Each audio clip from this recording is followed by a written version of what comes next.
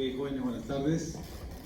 Vamos entonces a dar inicio a la primera clase de patología, ¿no? Donde vamos a tratar algunos temas básicamente generales para irnos introduciendo poco a poco a la patología. La idea es, naturalmente, que a lo largo de estas clases nosotros vayamos entendiendo, comprendiendo algunos conceptos básicos de lo que implica patología. Entonces, para ello, necesito que la clase idealmente me presten atención, idealmente también sea participativa, en la que cada uno vayamos interviniendo de acuerdo a la idea que tenemos de patología. A ver, joven, usted, el que está cogiendo la mochila, ¿qué entiende usted por patología?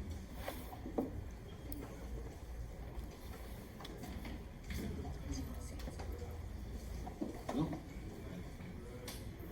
Ajá. Daño al tejido.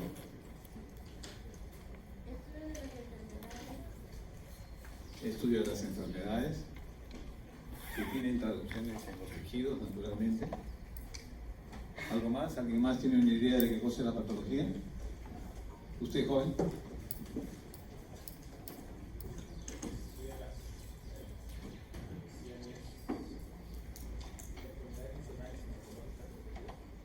Ya. Entonces estamos en que deben haber cambios o alteraciones que se van a suceder en los tejidos, y estos cambios o alteraciones que se van a ir sucediendo en los tejidos son producto de algún agente. Tiene que haber algún agente externo, alguna noxa, que vaya a romper nuestra homeostasis normal y que vaya a originar cambios. Cambios que pueden ser cambios inicialmente a nivel molecular, puede ser a nivel celular, puede ser a nivel genético, en fin, diferentes tipos de lesiones que se pueden presentar. ¿Okay? Prácticamente nosotros estamos expuestos a diferentes agentes o noxas externos. ¿Qué agentes o patógenos conoces tú, por ejemplo? Virus. ¿Qué más? ¿Alguien más? ¿Perdón? Bacterias, viruses, microorganismos en general. ¿Qué más? Hongos. Microorganismos en general, hongos, bacterias, riquezas, parásitos. ¿Qué otros agentes conocemos? La radiación, agentes físicos, ¿no es cierto? ¿Qué más? Químicos, naturalmente, ¿no es cierto?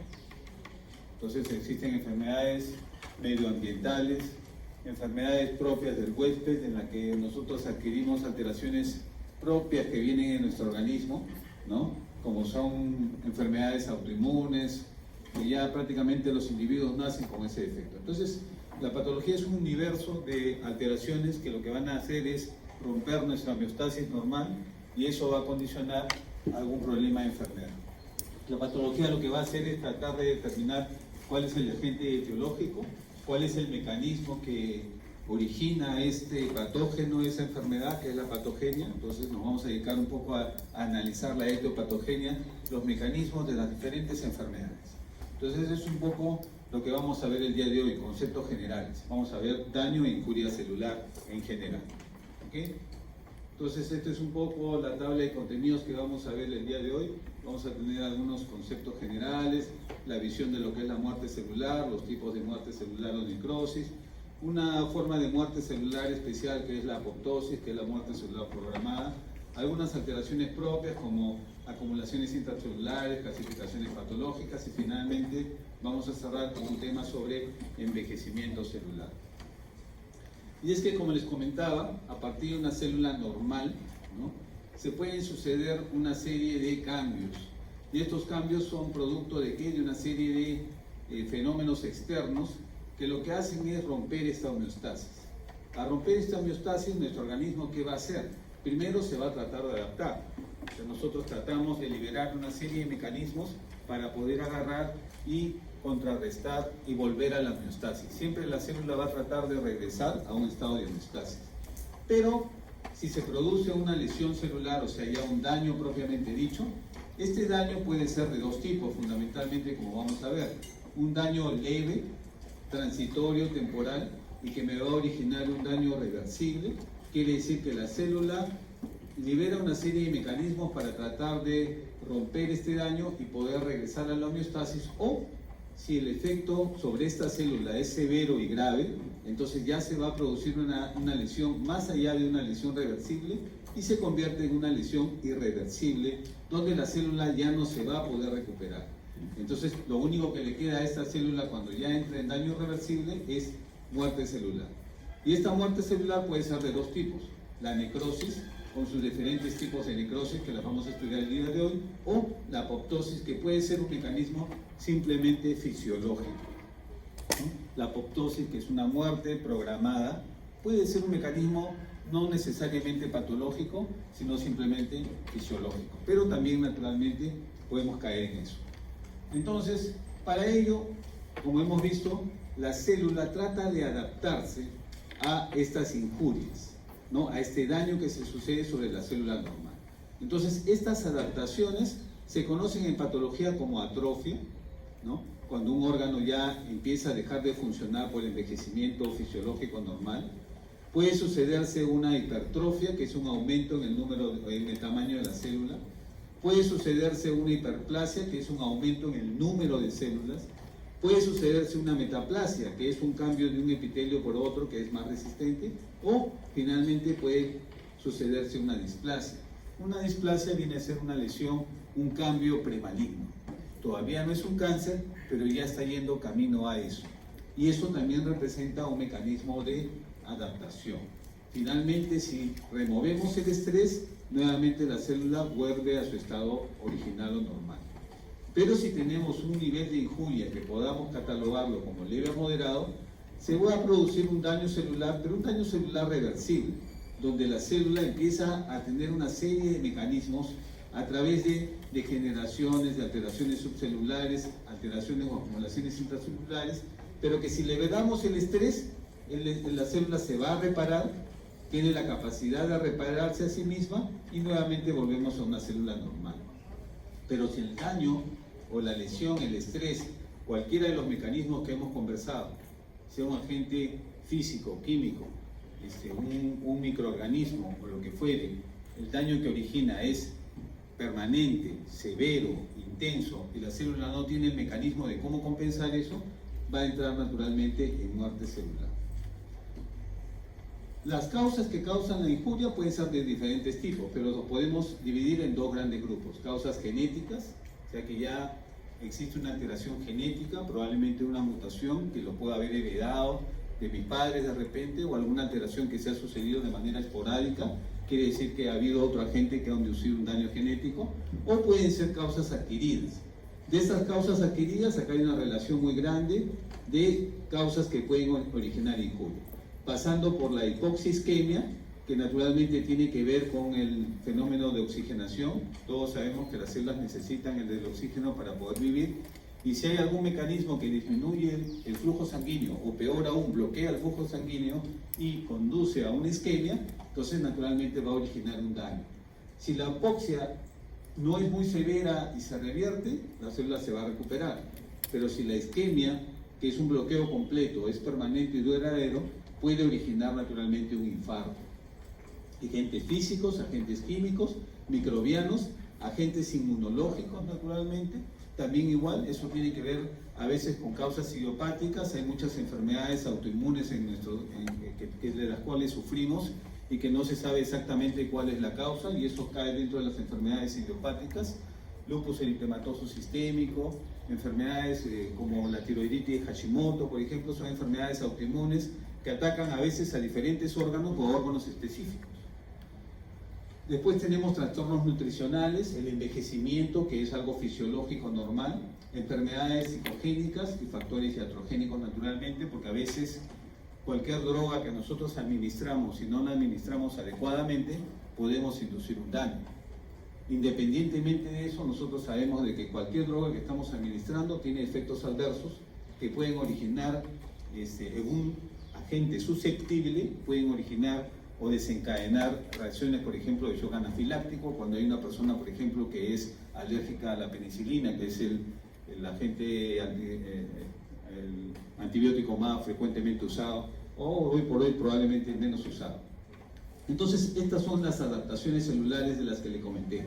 Fundamentalmente son estas: hipertrofia, aumento en el tamaño; hiperplasia, aumento en el número; atrofia, que es la reducción en el tamaño; y la metaplasia, que es el cambio de un epitelio por otro. Si queremos graficarlo para entenderlo mejor, esta es una célula, asumamos que esta es una célula normal, bronquial respiratoria, con sus vellosidades o sus cilios en la parte apical, su núcleo, sus organelas. Y miren, la atrofia representa una disminución en el tamaño de esta célula. Una hipertrofia representa un aumento en el tamaño de la célula. Una hiperplasia representa aumento en el número de células, pero con las mismas características. Displasia ya involucra un fenómeno de adaptación que involucra cambios preneoplásicos. Aquí este núcleo respecto a esta célula, este es un núcleo muy grande para esta célula. Y eso está yendo probablemente hacia un cáncer en algún momento. Y finalmente la metaplasia, que es el cambio de un epitelio por otro. Esta es una célula cilíndrica ciliada y esta es una célula plana. Entonces es un cambio de un epitelio por otro. ¿Por qué cambia ese epitelio? Porque simplemente ese epitelio original está recibiendo una injuria. Esa injuria no es soportada por ese epitelio, muda a otro epitelio que es más resistente y puede resistir mejor a esa injuria. Cuando les hacía histología, recuerdo perfectamente que les puse un ejemplo. Les explicaba de que el epitelio esofágico es un epitelio escamoso y les estábamos revisando el estómago, que es un epitelio glandular cilíndrico. Cuando existe un fenómeno de reflujo, o sea, cuando hay una regresión del contenido gástrico hacia el esófago, lo que estaba sucediendo es que ese jugo gástrico estaba dañando el epitelio esofágico. Pero el epitelio esofágico no está preparado para recibir jugo gástrico o ácido. Entonces eso origina una metaplasia, un cambio, y se convierte en un epitelio de tipo intestinal. El epitelio intestinal sí resiste mejor el jugo gástrico. El jugo que sale del estómago va a los intestinos, que es un epitelio de tipo intestinal. Entonces se sucede un cambio, producto de que hay una injuria y cambia un epitelio que es más resistente al daño. Sí, dime. ¿Qué era la displasia? Un cambio premaligno. ¿Cómo? ¿Perdón? ¿Cómo se da? Se dan cambios en las células en las cuales hay una alteración fundamentalmente a nivel del ADN. Aquí este núcleo es mucho más grande que este núcleo. Empiezan a sucederse alteraciones a nivel nuclear fundamentalmente. Y estos son los ejemplos que ustedes tienen en el texto, en el Robbins. El útero, que es un órgano que sufre muy frecuentemente de una patología que algunas personas lo llaman fibromas, otras personas lo llaman miomas. El nombre patológico correcto es leiomioma. ¿Por qué es un leiomioma? Porque cuando ya hagamos neoplasias vamos a hablar de que el prefijo leio significa músculo liso y mioma es una lesión benigna. Entonces es un tumor benigno del músculo liso. Y como sabemos, todos los órganos internos tienen un tejido estromal de tipo músculo liso. Entonces aquí, este es un útero normal. Si lo comparo con este útero patológico, entonces veo que el tamaño está aumentado varias veces, producto de que hay esta lesión, ¿no?, que es un leiomioma o mioma. ¿Okay? Si comparo que es el el miometrio normal con este miometrio patológico, este mioma, veo que las células aquí hay mayores puntitos oscuros que en este lado de acá. Entonces hay una hiperplasia o hipertrofia. Hay una hiperplasia, ¿ok? Pero a la vez también igual estas células son más largas y elongadas que estas células de aquí. Entonces también hay una hipertrofia. Entonces, en los leiomiomas existe una suerte de lesión mixta. Sucede también que hay una hiperplasia, pero también hay una hipertrofia. Entonces, ¿pueden haber cambios combinados o mixtos? Por supuesto que sí. Pueden haber más de un cambio. No es que solamente un único cambio o un único fenómeno adaptativo se puede dar. Aquí, por ejemplo, este es el cerebro y este es el cerebro de una persona de edad adulta. Y este es un cerebro de una persona ya mayor donde ya hay atrofia de las circunvoluciones. Ustedes pueden ver que las circunvoluciones acá están adheridas unas a otras, pero en cambio acá existe una mayor amplitud o espacio entre circunvolución y circunvolución. Y acá hay una atrofia cerebral. Una metaplasia. Aquí yo tengo, por ejemplo, un epitelio respiratorio, es un epitelio cilíndrico ciliado y aquí está cambiando a un epitelio escamoso. Y aquí yo tengo el corte histológico que me representa eso. Un epitelio cilíndrico ciliado o pseudoestratificado, para ser más exacto, cilíndrico ciliado, se convierte en un epitelio escamoso. ¿Producto de qué? Producto de una injuria. En el epitelio respiratorio, ¿cuál es la injuria más frecuente? Es el humo del tabaco. El humo del tabaco, que tiene una serie de sustancias químicas, lo que va a originar es un daño sobre el epitelio respiratorio.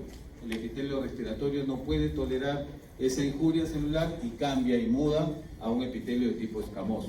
Ese epitelio de tipo escamoso, si sigue recibiendo la injuria, va a sufrir alteraciones de tipo displásico a nivel del epitelio. Y este epitelio displásico finalmente se va a convertir en un cáncer, y yo tengo un carcinoma epidermoide producto del humo del tabaco. Entonces, una serie de fenómenos que se van a ir acumulando en el tiempo y que van a originar una patología al final. Aquí está sobre la visión general, y aquí tenemos entonces que las lesiones, como ya les dije, dependiendo naturalmente de la noxa, pueden originar cambios o daños que pueden ser reversibles o pueden ser irreversibles y no van a conducir, por lo tanto, a una muerte celular. Ya hemos hablado de que la muerte celular puede ser fundamental de dos tipos. La necrosis, que tiene diferentes mecanismos y diferentes tipos de necrosis, que lo vamos a ver a continuación, y la apoptosis, que es un mecanismo fisiológico normal. A la final es igual, tengo células muertas, pero bajo diferentes mecanismos. Vamos a ir analizando esos mecanismos. En la necrosis, por ejemplo, el tamaño celular está aumentado. ¿Por qué? Porque la célula se hincha. Mientras que en la apoptosis, más bien al contrario, la célula no aumenta de tamaño, sino más bien se retrae, se reduce en tamaño. Asimismo, el núcleo se convierte en cariorexis, en cariolisis, o sea, el núcleo se fragmenta. Aquí, en cambio, se forman unos nucleosomas. Se divide una célula de manera ordenada. La membrana plasmática aquí está rota, mientras que aquí en la apoptosis la membrana plasmática está intacta.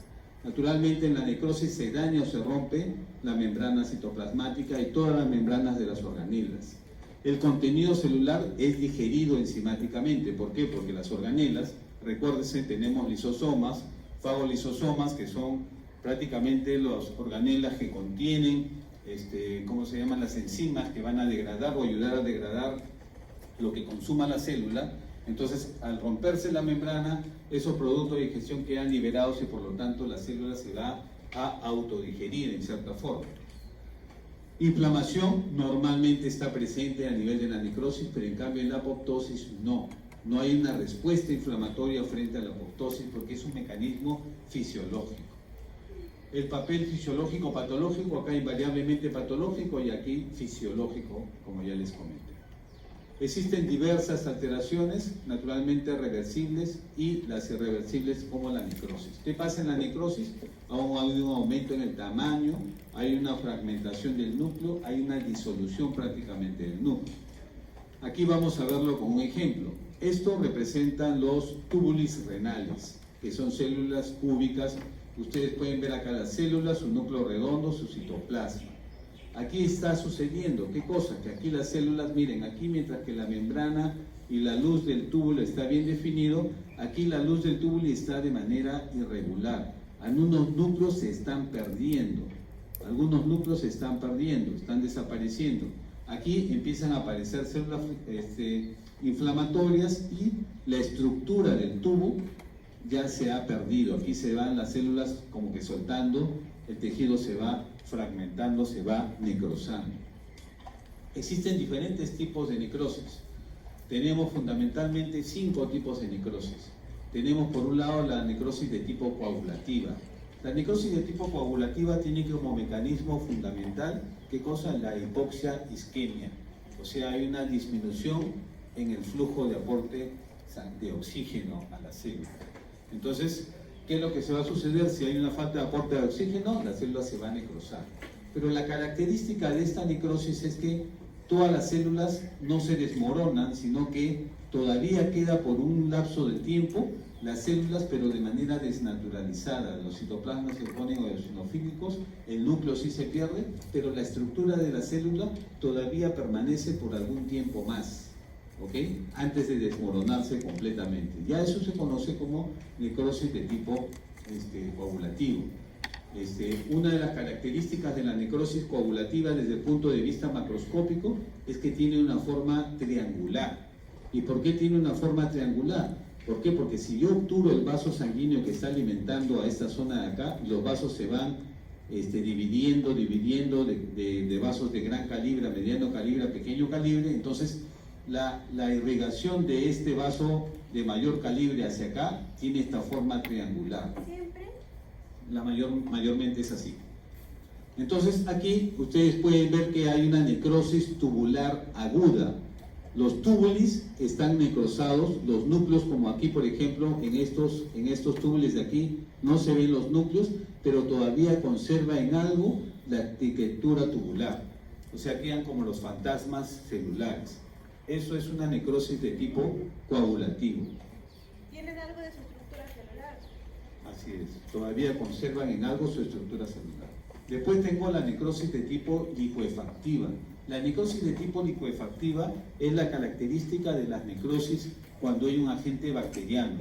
Cuando hay un agente bacteriano generalmente infeccioso, ¿qué es lo que va a suceder? Se sucede una respuesta inflamatoria, ¿no?, del sistema inmune. Entonces los neutrófilos van al sitio de la inflamación a tratar de contener la infección. Entonces los neutrófilos, ¿cómo actúan los neutrófilos? Básicamente lisándose y al liberar sus lisosomas o fagolisosomas tratan de destruir a las bacterias. Pero no solamente destruyen a las bacterias, sino también destruyen a las células. Entonces todas las células como que se licúan y todo se convierte en una necrosis. Entonces esa es la característica de la necrosis de tipo licuefactiva, que tiene gran acumulación de células inflamatorias, el tejido prácticamente se licúa, todo se necrosa. Entonces aquí un ejemplo de necrosis. Un ejemplo de necrosis es la necrosis aquí a nivel del cerebro. Miren, ese aspecto medio de un color medio amarillento grisáceo, es lo típico, lo característico de una necrosis de tipo licuefactiva. Después tenemos la necrosis de tipo gangrenosa. La necrosis de tipo gangrenosa es una necrosis que es combinada entre dos mecanismos. El mecanismo de la necrosis coagulativa con la necrosis de tipo licuefactiva. Esta necrosis gangrenosa se da generalmente, por ejemplo, en los pacientes de pie diabético. Los pies diabéticos hacen arteriopatías y sus vasos sanguíneos pequeños se obstruyen.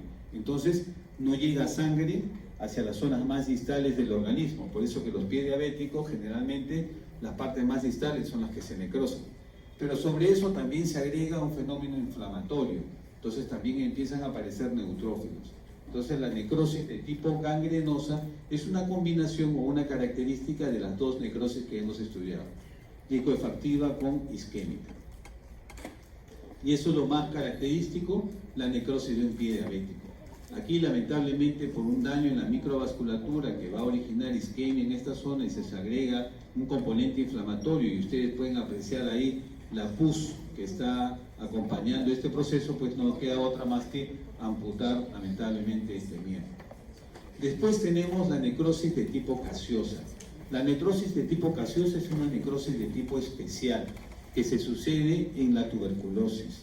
La tuberculosis, como vamos a estudiar más adelante, es un fenómeno de hipersensibilidad retardada de tipo 4. Ya la vamos a ver después en otra clase. Pero es característico de la tuberculosis. La infección tuberculosa es frecuente entre nosotros. En la población peruana desde antiguamente se ha demostrado, hasta que en las momias antiguas se ha detectado que hay granulomas. Entonces es una enfermedad que nos ha acompañado a lo largo de toda nuestra historia. Los granulomas entonces tienen esa característica de que están constituidos fundamentalmente por dos tipos de células. Están constituidas por histocitos y están constituidas por linfocitos. Jóvenes, ¿qué andan con la computadora? ¿Ah? El laptop.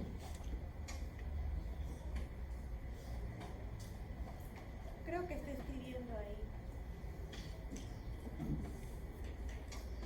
Cierren el laptop para que me puedan prestar atención. ¿Sí? Ok.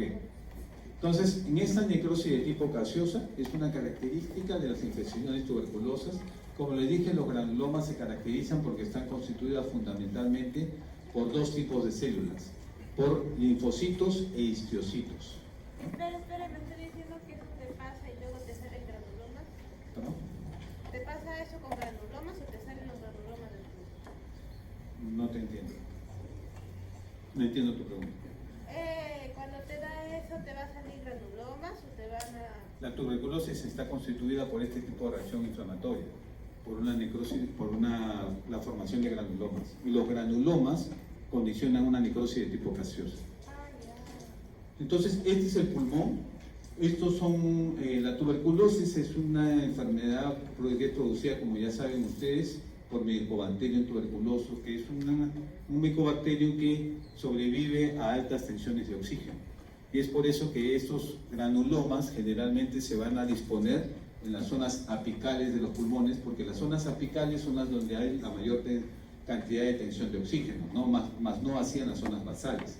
Entonces, estos granulomas que empiezan como cosas microscópicas van a ir coalesciendo, se van a ir fusionando, se van a juntar y pueden formar un tuberculoma, como en este caso, donde se produce este tejido necrótico medio blanquecino, un aspecto a un queso, y es por eso de ahí que algunos le llaman así como necrosis en gaseosa, tipo queso, tipo calcium, ¿no? Y eso es lo característico, se pueden formar cavidades por producto de la necrosis, en este caso en la tuberculosis pulmonar. Otra forma de necrosis especial lo representa la necrosis grasa. La necrosis grasa es una forma especial de necrosis, ¿no? Como su nombre lo indica, generalmente está asociada a fenómenos de pancreatitis aguda. En la pancreatitis lo que sucede es que el tejido pancreático que forma el jugo pancreático, que es parte de lo que son las enzimas que van a ayudar a la digestión, se obstruye producto de repente de un cálculo, de pacientes que son alcohólicos, por ejemplo, se produce una obstrucción, se libera el jugo pancreático y autonecrosa al páncreas, pero no solamente al páncreas, sino necrosa el tejido graso que circunda al páncreas. Y eso es lo que se conoce como una necrosis grasa. Normalmente se produce por la liberación de esas lipasas pancreáticas. Y miren, este es el tejido graso normal. Dentro está el páncreas y está recubierto por este tejido graso. Y esta es la necrosis grasa. Estos grumos de este tejido representan la necrosis grasa. Es bastante característico este tipo de necrosis. Se parece al pollo cuando mi abuela lo empaniza. Esto es y finalmente vamos a hablar de una forma especial de necrosis, que es la necrosis de tipo fibrinoide. Es una forma especial de necrosis que solamente se puede reconocer al microscopio y se encuentra generalmente producto de reacciones inmunitarias, los cuales se depositan en complejos antigénicos y generalmente se da a nivel de la luz de los vasos sanguíneos, ¿ya? Por eso de ahí de necrosis fibrinoide, porque es semejante a la fibrina en los vasos sanguíneos, ¿no? Y aquí ustedes pueden ver, este es un vaso sanguíneo y en la pared de este vaso se ve esta necrosis que tiene esta característica de este material rosado acelular, necrosis fibrinoide. ¿Ok? Naturalmente todas estas necrosis tienen diferentes mecanismos. Existen 4 principales mecanismos que van a inducir a la necrosis celular, pero estos mecanismos son consecuencia como respuesta a los estímulos lesivos que dependen del tipo y la duración del estímulo, como ya les mencioné. También dependen del tipo y el estado y la capacidad que tiene el organismo para poder responder frente a ese daño. No todos los tejidos responden de la misma forma a un daño celular. Por ejemplo, el hígado como es un órgano que generalmente almacena glucosa en la forma de glucógeno, tiene mayor cantidad de energía y por lo tanto el hígado puede soportar un mayor nivel de injuria celular, mientras que otros tejidos, como por ejemplo el tejido cerebral, es más sensible a los daños. Entonces, una misma noxa con la misma intensidad, pero que ataque al hígado o que ataque al cerebro, puede tener consecuencias completamente diferentes. Entonces, y es por eso que las consecuencias del estímulo van a depender de la capacidad de adaptabilidad que tiene el tejido. Cualquier lesión puede poner en marcha diferentes alteraciones bioquímicas y las lesiones celulares se deben a alteraciones funcionales y bioquímicas. 4 son los principales mecanismos que inducen a un daño celular. Primero, existe una lesión a nivel mitocondrial. Nosotros sabemos que las mitocondrias son los principales proveedores de energía, son las principales fuentes de energía donde se van a sintetizar los ATPs. Entonces, cuando hay un daño celular por hipoxia, ¿qué es lo que va a suceder a nivel mitocondrial? Va a disminuir la producción de ATP y eso va a originar definitivamente diferentes daños a nivel celular. Asimismo, al producirse una lesión a nivel de las mitocondrias, se van a incrementar las especies reactivas de oxígeno. Estas especies reactivas de oxígeno que normalmente son producidas, pero se van a almacenar en mayor cantidad y eso va a originar daños también a nivel de las lipoproteínas y del ADN. También igual se va a suceder otro daño que es el incremento en la entrada de calcio a la célula. Entonces, este incremento de calcio a la célula va a traer como consecuencia diferentes mecanismos. Por ejemplo, aumento de la permeabilidad mitocondrial, el incremento del calcio que va a traer como consecuencia actividades enzimáticas múltiples a nivel celular. Asimismo, también igual se va a producir un daño a nivel de la membrana, de todas las membranas celulares y de las organelas. Entonces se va a suceder que la membrana plasmática va a perder diferentes componentes celulares, las membranas lisosómicas van a originar que se liberen las enzimas que están contenidas dentro de los lisosomas y por lo tanto se va a producir una digestión enzimática a nivel celular. Asimismo, también a nivel del ADN se van a producir lesiones. Puede haber mal plegamiento de las proteínas, lo cual origina lesiones a nivel del ADN y por lo tanto van a activar a proteínas post-apoptóticas y se va a estimular o inducir probablemente la apoptosis. Los diferentes mecanismos bioquímicos de la lesión celular son entonces que hay una depresión del ATP, producto de que del fracaso de la producción de ATP a nivel mitocondrial, daño en la mitocondria, se acentúa más todavía la depresión del ATP, hay mayor afluencia de calcio dentro de la célula y por lo tanto va a activarse una serie de enzimas que van a dañar las membranas celulares y se puede activar la apoptosis, van a sucederse acumulación de especies reactivas del oxígeno, como las peroxidasas, que son productos reactivos del oxígeno. Al dañar la membrana celular se va a producir un aumento en la permeabilidad de las membranas celulares y al haber daño en el ADN se va a acumular proteínas de mal plegamiento que van a desencadenar, por lo tanto, mecanismos de apoptosis.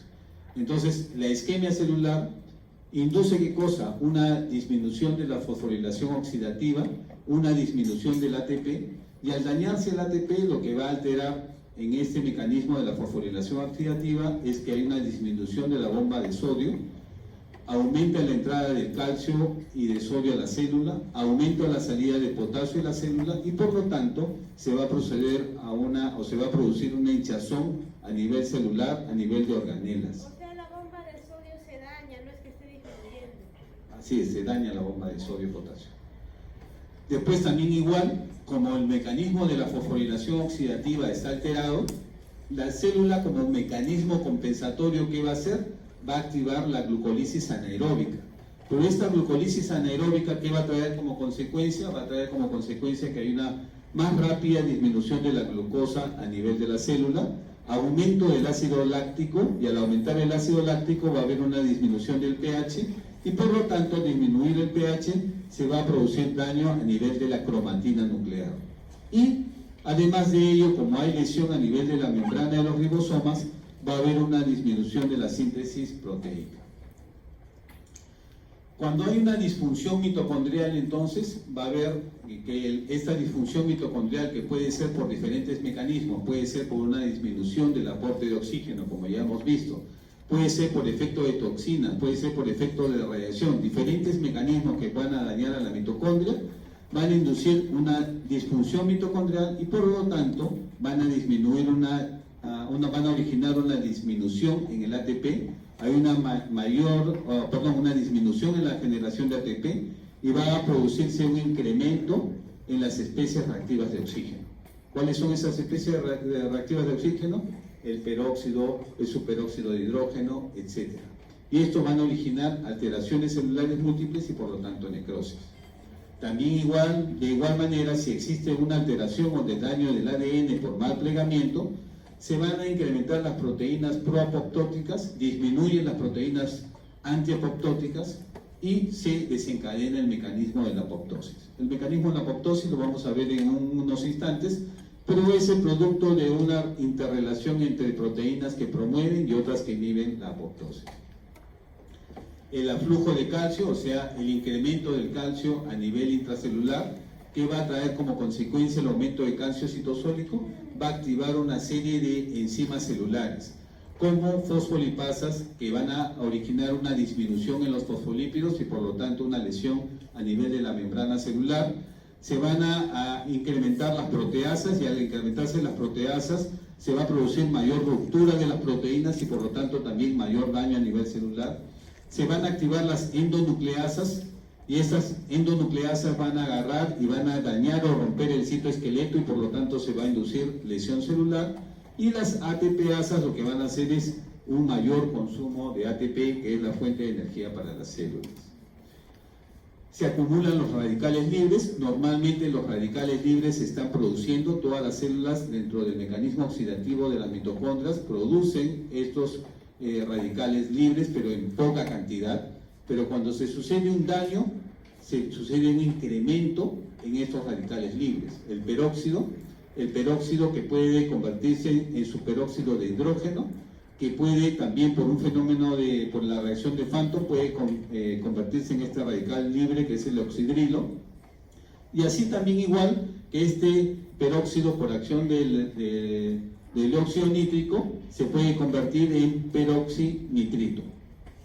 Y de la misma forma también igual se pueden, a nivel de los fagosomas, se puede inducir incremento de estos mismos radicales libres de oxígeno, por lo tanto con un... ¿Está aumentando ahí? ¿Cómo? En la anterior imagen. Se está incrementando el peróxido de hidrógeno, los hidrogeniones y el peroxinitro. Y en este caso también igual, peróxido de hidrógeno y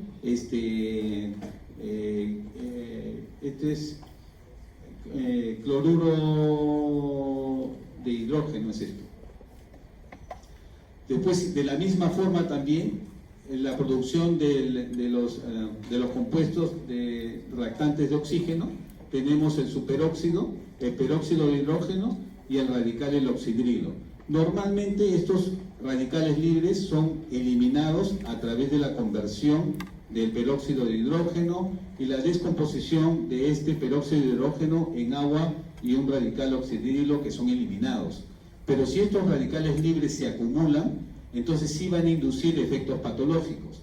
Por ejemplo, van a originar la peroxidina. ¿Solamente el peróxido de hidrógeno o el superóxido también se debe eliminar o es el que se convierte? ¿Me puedes dejar terminar la clase? Si tienes alguna duda, mejor al final me preguntas. Porque no se pasa. ¿Ah? Porque no me puedo dedicar a hacer la clase solo para ti.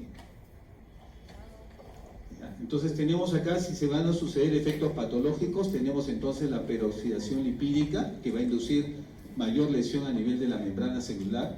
Se van a producir modificaciones de la proteína que van a originar una ruptura o mal plegamiento del ADN y daños a nivel del ADN que van a condicionar mutaciones. Y estas mutaciones van a desencadenar las displasias que finalmente pueden derivar en cáncer como fenómenos adaptativos. Asimismo, también existe un defecto en la permeabilidad de la membrana. Naturalmente, la membrana citoplasmática de las diferentes organelas se daña. Al haber una disminución en la tensión de oxígeno, ya hemos visto que lo que se va a producir es una disminución del ATP. Al disminuir el ATP, entonces se van a reasilar o va a haber una síntesis de fosfolípidos con pérdida de fosfolípidos, ¿no? También igual, de la misma forma, al aumentar el calcio citosólico, esto va a activar las fosfolipasas y las proteasas, como ya hemos visto, y estas proteasas y fosfolipasas lo que van a hacer es inducir mayor daño a nivel de la membrana, tanto citoplasmática como de las organelas, como de los lisosomas. Y asimismo, existe lo que es la respuesta de las proteínas no plegadas al retículo endoplasmático por estrés, ¿no? Entonces, normalmente ustedes saben que la síntesis proteica se produce a nivel de los lisosomas, producto de la división del ARN, que por las chaperonas van a inducir la síntesis proteica. Pero ¿qué pasa? Cuando hay algún daño a nivel del ADN, estas proteínas normalmente no siguen la secuencia regular y normal y se va a suceder un mal plegamiento de estas proteínas. Este mal plegamiento de las proteínas lo que va a originar es un estrés del retículo endoplasmático con necesidad de plegamiento de proteínas, capacidad para el plegamiento, la falta de adaptación y por lo tanto, finalmente el mal plegamiento lo que va a hacer es desencadenar el mecanismo de la apoptosis, como ya hemos visto. La apoptosis, como ya les había comentado, es una forma de muerte celular fisiológica. Este mecanismo de la apoptosis se caracteriza porque hay una degradación enzimática de las proteínas y del ADN. Generalmente esta apoptosis tiene una de dos vías, la vía mitocondrial, que es la vía intrínseca, y una vía a través de los receptores de muerte, que es la vía extrínseca. Y que en ambas situaciones obviamente lo que se desencadena es la muerte celular. Las causas de la apoptosis hemos visto que pueden ser generalmente fisiológicas, pero también pueden ser patológicas. Dentro de las causas fisiológicas, por ejemplo, dentro de la etapa de la embriogénesis, se sucede bastante apoptosis. ¿Para qué? Para poder remodelar al órgano.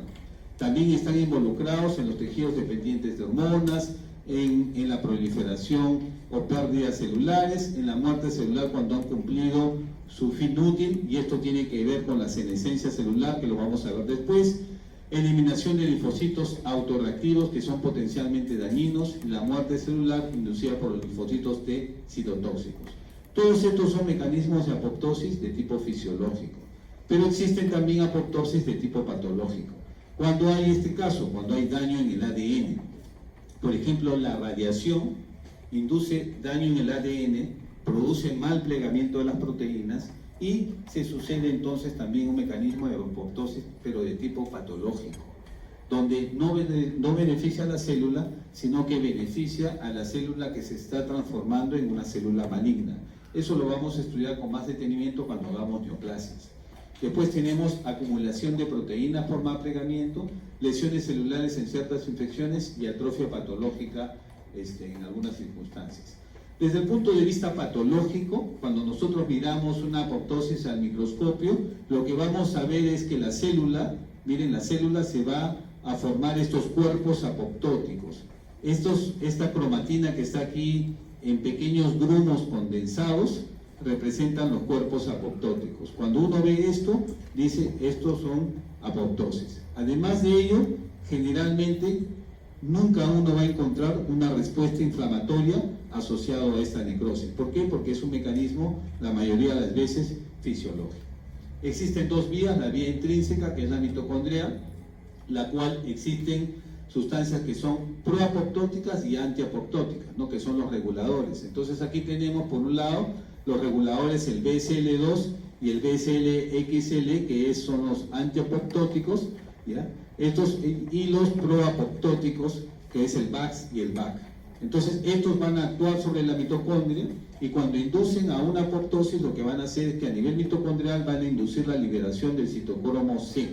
Este citocromo C va a activar la caspasa, generalmente la caspasa 9, y a partir de ahí se van a empezar a activar otra serie de caspasas, que son las caspasas ejecutoras, que van a inducir a que la célula se vaya, los núcleos se vayan condensando, se vayan formando estos cuerpos apoptóticos, y finalmente la célula sea destruida, fagocitada por una célula histioide, pero sin una respuesta inflamatoria.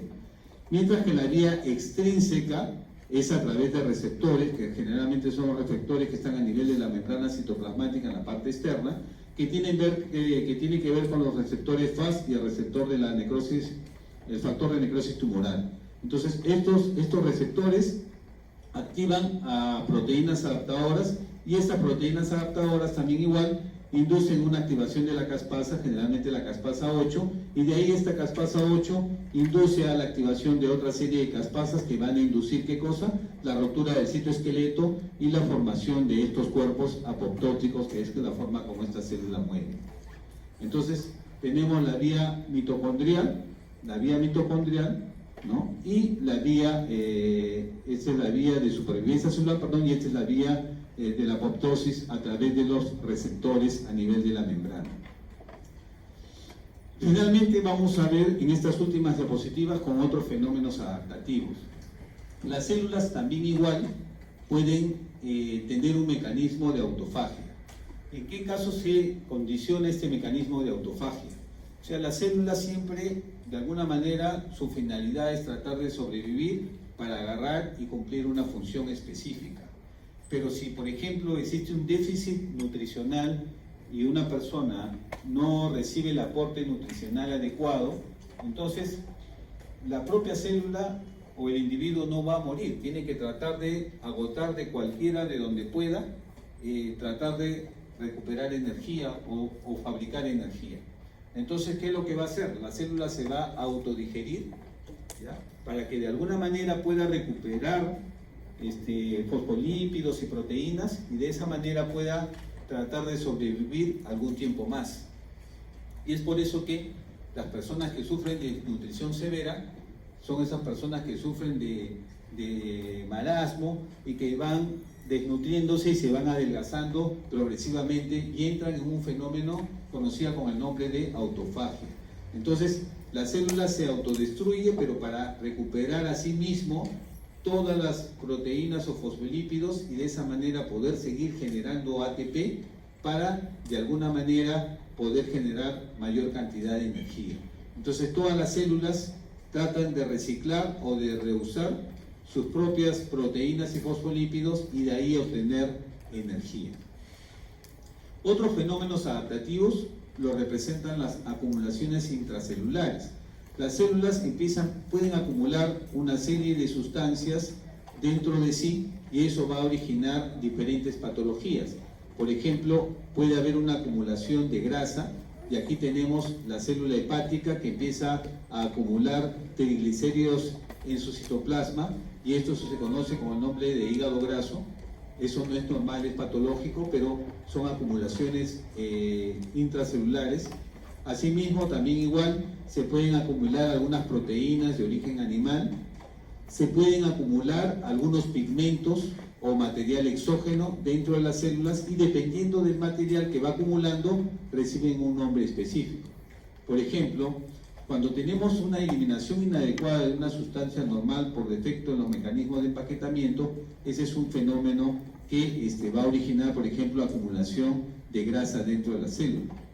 Puede haber acumulación de una sustancia endógena anómala, un defecto hereditario en una enzima que va a originar incapacidad para degradar el metabolito, o puede haber depósito o acumulación de sustancias endógenas, exógenos dentro de las células.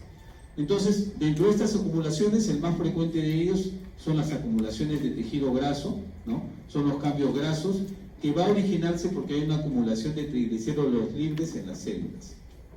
Y esto va a originar una vacuola dentro de la célula y eso es conocido, y esto más frecuentemente sucede en el hígado, como hígado graso.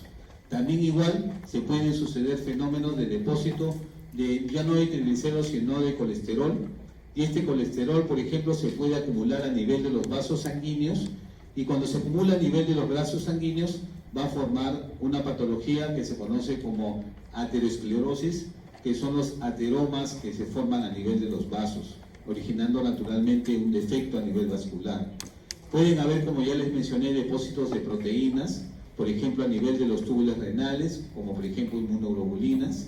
Pueden haber aumento de los depósitos de glucógeno a nivel de los macrófagos, por ejemplo, por defecto enzimático de las lisosimas que metabolizan la glucosa.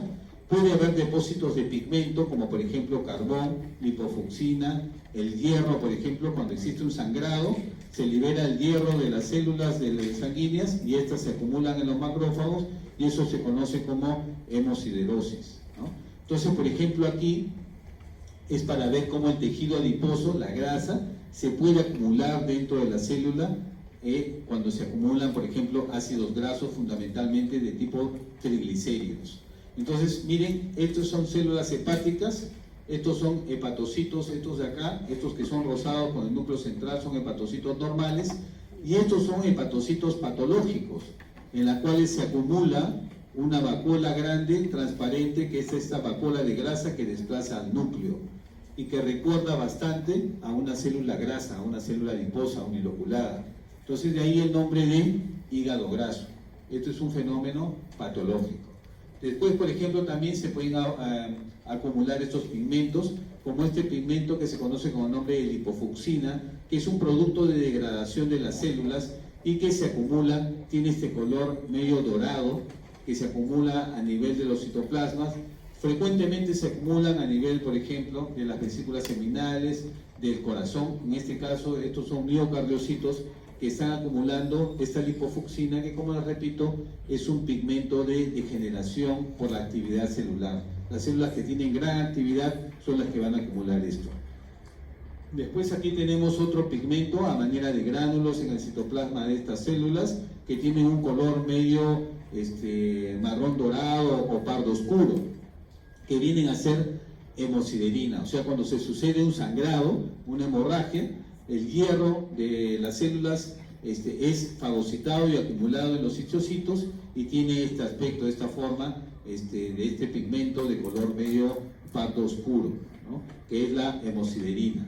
Y aquí tienen una coloración de azul de Prusia para simplemente resaltar y ratificar de que esto es hemosiderina dentro de los citoplasmas. Otro fenómeno adaptativo en patología representan las calcificaciones. Las calcificaciones en patología pueden ser fundamentalmente de dos tipos: las calcificaciones de tipo distrófica y las calcificaciones de tipo metastásico. Tienen mecanismos completamente diferentes. Las calcificaciones distróficas son producto de la necrosis, del daño celular. Cuando hay daño celular se produce precipitación de calcio y ese calcio se empieza a acumular, se forman fosfatos de calcio y se induce una calcificación de tipo distrófica. Pero en cambio la calcificación metastásica es una calcificación que se produce por un fenómeno metabólico, porque hay un incremento del calcio en la sangre y ese calcio se empieza a acumular generalmente en las paredes de los vasos sanguíneos, ¿no? Y entonces aquí tenemos los dos fenómenos de calcificación: una calcificación distrófica, que en la patología se ve de este color bien oscuro, ¿no? Se ve de un color fucsia muy intenso, muy oscuro. Puede adoptar diferentes formas, de formas así medias redondas a formas irregulares, y generalmente puede acompañar una respuesta inflamatoria a la calcificación, porque el mecanismo es generalmente un mecanismo de tipo inflamatorio. Mientras que la calcificación metastásica, que es un fenómeno más metabólico, se produce porque hay un incremento del calcio y en la pared de los vasos sanguíneos se produce esta arteriosclerosis de la capa media, que es la arteriosclerosis de Monker. Entonces aquí está un cuadro muy interesante donde están las dos formas de calcificación, la distrófica y la metastásica, la definición y las características que tienen cada una de ellas. Metabolismo del calcio en la distrófica es normal, mientras que en la metastásica está alterado. Los niveles de calcio séricos son normales en la distrófica, mientras que en la metastásica está a hipercalcemia. La reversibilidad, generalmente este fenómeno es irreversible, mientras que en este fenómeno puede ser reversible si es que yo controlo la hipercalcemia. Las causas, principalmente aquí la necrosis, aquí la principal causa es el hiperparatiroidismo, ¿no? Entonces las paratiroides están en un estado hiperplásico por producto de un adenoma, de alguna patología primaria o secundaria, porque también hay patologías secundarias y van a eso condicionar un estado de hipercalcemia. Los mecanismos patogénicos, entonces hay una necrosis en uno de ellos, mientras que en el otro hay un incremento simplemente a nivel del calcio en la sangre. Finalmente, unas palabras sobre el envejecimiento celular. El envejecimiento celular es un mecanismo fisiológico que todas las células de nuestro organismo la experimentan. Todos los individuos, cada día vamos progresivamente envejeciendo y nuestros tejidos van naturalmente envejeciendo y van disminuyendo su capacidad fisiológica normal. Eso es algo normal, fisiológico. Todas las células tienen un tiempo de vida media normal. De acuerdo al número de mitosis que una célula tenga, las células se pueden dividir en tres grandes tipos. ¿Okay? Las células lábiles son las células que permanentemente se están dividiendo, las células estables, que son las que normalmente no se dividen si es que no hay una agresión brusca, y las permanentes, las que nunca se dividen. Entonces, las células que normalmente se están dividiendo, permanentemente se están dividiendo, tienen un tiempo de vida medio. Ustedes recordarán cuando hablábamos de histología, Hablábamos, por ejemplo, que una célula sanguínea, un hematíe vivía 120 días, una plaqueta vivía 11 días, los linfocitos vivían meses, así como los histocitos. Las células del epitelio escamoso en 30 días se van regenerando, lo mismo que las células intestinales. Entonces, las células tienen un tiempo de vida media definida.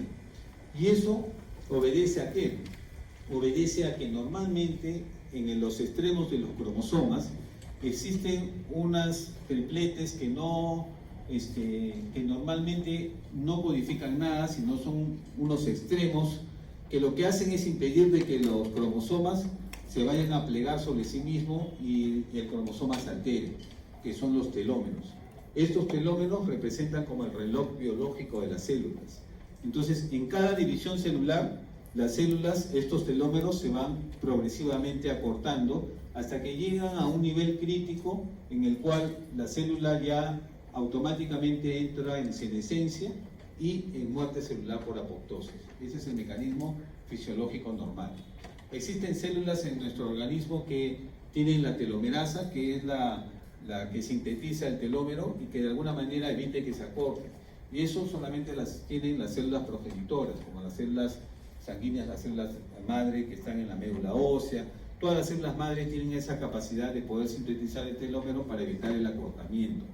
Pero las células somáticas normales no tienen esa capacidad y envejecen. Entonces, el envejecimiento celular es un mecanismo fisiológico normal, convencional, donde se acumula daño en el ADN y por un mecanismo defectuoso en la reparación, la senescencia, que es ya la replicación limitada que normalmente tienen las células a través de los telómeros, que existen otros factores como acumulación progresiva de daño metabólico que van a originar el envejecimiento celular. Entonces, diferentes mecanismos como agresiones ambientales o medioambientales que inducen daño en el ADN pueden originar mutaciones. Asimismo, el acortamiento de los telómeros, que es lo que les he explicado hace un momento, inducen a una replicación celular limitada y por lo tanto en pérdida de las células. Y las alteraciones en la homeostasis de las proteínas originan una disminución de proteínas, daños y por lo tanto una reducción de las funciones de la célula. Todo ello va a conducir ¿a qué? A que desencadenemos el mecanismo del envejecimiento. Y este mecanismo del envejecimiento trabaja de la mano con la apoptosis. Cuando la célula entra en senescencia o acumulación de daños o mutaciones, la célula entra a apoptosis y muere. Naturalmente existen mecanismos para inhibir este envejecimiento celular. Lo poseen solamente las células que tienen capacidad replicativa ilimitada. También esto es motivo de gran estudio porque también igual el cáncer, por ejemplo, el cáncer, la neoplasia maligna, tiene la capacidad de poder sintetizar telomerasa. Y al tener capacidad de sintetizar telomerasa, evita que el telómero se acorte y por eso que las células neoplásicas tienen capacidad de replicación ilimitada como uno de sus mecanismos de carcinogénesis, ¿no? Entonces, igual, existe obviamente para contrarrestar el envejecimiento la reparación del ADN, la homeostasis de la proteína, pero naturalmente tiene que haber un equilibrio entre ambos, ¿ok? De tal manera que las funciones de los telómeros y la telomerasa en la senescencia originan que todas las células tengan una vida limitada, ¿no? Entonces, que las células somáticas normalmente van a morir por apoptosis en un periodo determinado de tiempo. Pero las células madre, las células germinales, tienen capacidad de poder sintetizar y por lo tanto su tiempo de vida puede ser inclusive ilimitado. Patológicamente hablando, las células cancerosas tienen la capacidad de poder también utilizar este mecanismo para persistir en el tiempo y no fallecer. ¿Ok? Con eso hemos terminado entonces la parte introductoria. Hemos hablado un poco sobre injuria celular y hemos visto los diferentes conceptos básicos de patología y sus fenómenos adaptativos. ¿Ok? Si hay alguna pregunta para poder tratar de resolverla.